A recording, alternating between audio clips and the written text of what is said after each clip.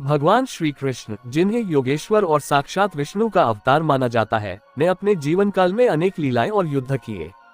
उनकी बुद्धिमत्ता, नीति और पराक्रम के अनेक उदाहरण हमारे शास्त्रों में मिलते हैं। ऐसी ही एक कथा है बानासुर के साथ उनके महायुद्ध की, जिसमें भगवान शिव और श्री कृष्ण आमने सामने आए। ये कथा हमें धर्म, भक्ति और कर्तव्य के गूढ़ रहस्यों से परिचित कराती है। अध्याय 1, बानासुर की भक्ति और वरदान। बानासुर महाबली असुर और महादेव शिव का परम भक्त था। उसने कठोर तपस्या से भगवान शिव को प्रसन्न किया और उनसे वरदान प्राप्त किया कि उसकी रक्षा स्वयं महादेव करेंगे। इस वरदान के कारण बानासुर अजेय और अभिमानी हो गया। अध्याय 2, उषा और अनिरुद्ध का प्रेम।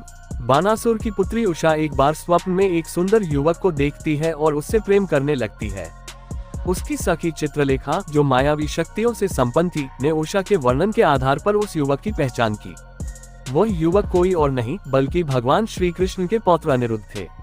चित्रलेखा ने अपनी मायावी शक्तियों से अनिरुद्ध का हरण किया और उन्हें उषा के पास ले आए। दोनों का प्रेम परवान चढ़ा और उन्होंने गंधर्व विवाह कर लिया। अध्याय 3, अनिरुद्ध का बंदी होना। जब बानासुर को इस संबंध की जानकारी मिली तो वह क्रोधित हो उठा और अनिरुद्ध को बंदी बना लिया। उसने अनिरुद्ध को मुक्त करने से इनकार कर दिया, जिससे उषा और अनिरुद्ध दोनों दुखी हो गए। अध्याय 4, श्री कृष्ण का पाताल गमन। अनिरुद्ध के अपहरण की सूचना जब द्वारका पहुंची तो श्री कृष्ण, बलराम, प्रद्युम्न और नारायणी सेना के साथ बानासुर के राज्य की ओर प्रस्थान किए। बानासुर का राज्य पाताल लोक में स्थित था, जो अपनी दुर्गमता और सुरक्षा के लिए प्रसिद्ध था। अध्याय 5, महायुद्ध का आरंभ।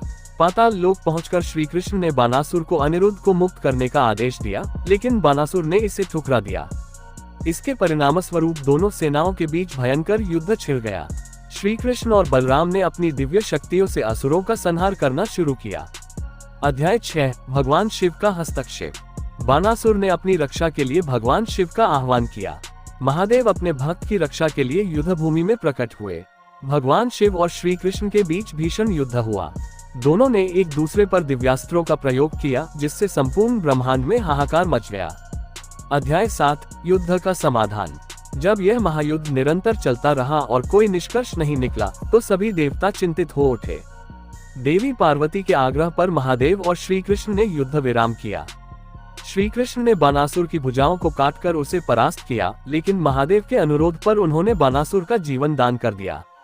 अध्याय 8, अनिरुद्ध की मुक्ति और विवाह। बानासुर की पराजय के बाद अनिरुद्ध को मुक्त किया गया।